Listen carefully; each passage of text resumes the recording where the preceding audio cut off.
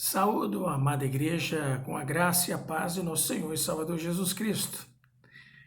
Quero, na devocional de hoje, falarmos a respeito de um juramento. Apocalipse capítulo 2, versículo 10, a última parte diz assim, Jesus, "Sê fiel até a morte e dar-te-ei a coroa da vida." Como ministro do Evangelho, eu já realizei vários casamentos. E sempre a gente espera dos nubentes essa promessa, se serei fiel até a morte. E Jesus, como diz a Escritura Sagrada, ele é o noivo por excelência e ele aguarda de nós não apenas um juramento, mas uma atitude e ação, tá certo? De fidelidade até a morte. É importante isso, devemos saber disso, conhecermos a respeito disso. E então a gente vê que no livro de Daniel tem uma situação muito importante a respeito dessa fidelidade para com Deus. Daniel, no ano 600 e pouquinho, 600 até o 609, ele e um grande número de judeus da região da Judéia foram levados para a Babilônia, o cativeiro babilônico. Começa aí nessa época, antes da destruição de Jerusalém, algumas décadas antes. E ele é levado, ele mais alguns amigos, né, o Ananias, Misael e Azarias, que vão ter os seus nomes mudados para Sadraque, Mesaque e Abednego. O próprio Daniel vai ter o seu nome mudado para Beltesazar. Isso você encontra no livro de Daniel, no capítulo 2, 17, o nome dos seus amigos, e no capítulo 10, no versículo 1, você tem lá a mudança do nome de Daniel, quer dizer, ele também é chamado em Babilônia por Beltesazar. Mas no capítulo 3 tem uma situação interessante.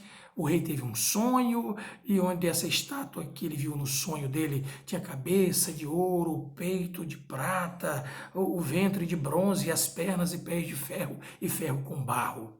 E Daniel diz para ele, são 4 nações, né? A primeira cabeça é tua, ó rei, que é a cabeça de ouro, depois virá outra como prata, depois outra como bronze, outro como ferro, e ferro e barro é acabamento desse último reino.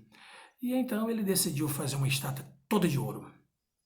E fez todo um aparato, chamou todos os governadores, prefeitos, sátrapas, toda a sua direção, todo mundo lá em Babilônia, para prestarem culto e homenagem a essa estátua de ouro que ele fez para a sua própria honra.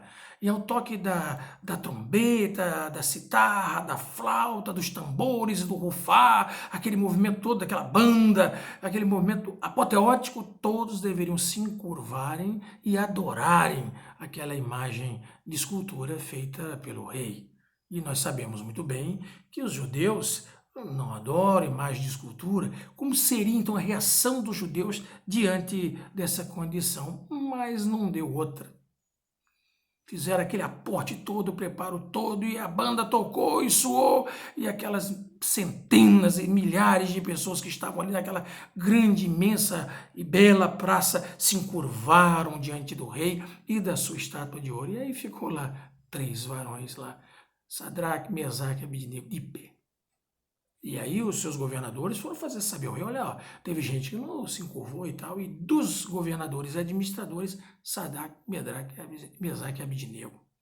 Ele mandou chamar os 3, e teve uma reunião rígida e severa com eles, e falou, olha, se vocês não se encurvarem, eu vou mandar tocar de novo os instrumentos, e se vocês não se encurvarem, não prestarem culto, vocês vão ser lançados na fornalha de fogo ardente.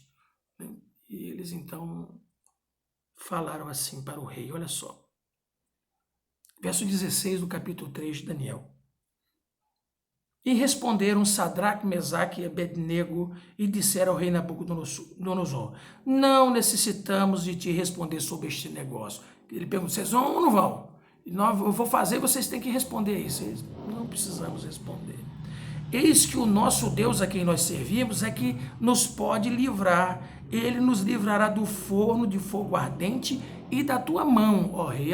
Mas isso deixou o rei imensamente irritado. Ele chegou a mandar até acender mais 7 vezes o poder daquele fogo. Mas o que me chama bastante atenção aqui nesse trecho é que no versículo de 18, eles dizem assim, veja bem, eles falam, ele pode nos livrar, não é isso? Do fogo ardente e da tua mão, ó rei.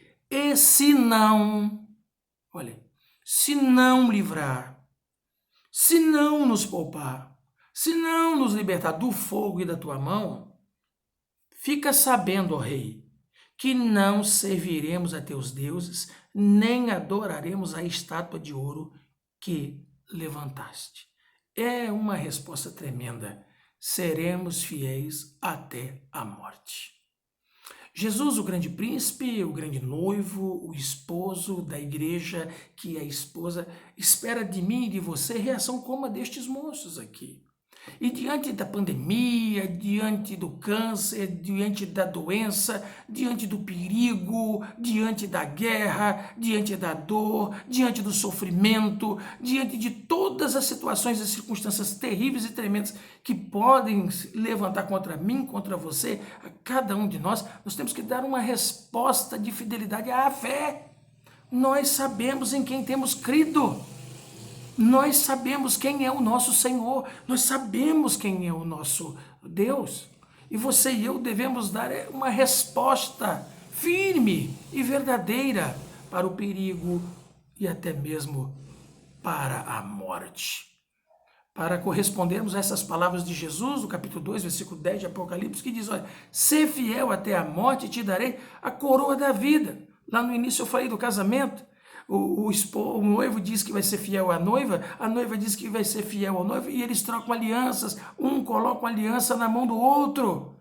E Jesus promete colocar na minha cabeça, na tua cabeça, uma coroa de vida eterna, de glória, de ânimo e de renovo e de esperança. Deve ser essas palavras de Jesus para mim, para você, para cada um de nós. Sejamos fiéis ao Senhor, e se necessário for, até a morte. E respondamos a ela e a quem quer que seja, que se não nos livrar, se Deus não nos livrar da morte, nós permaneceremos fiéis a Ele até o fim, no nome de Jesus.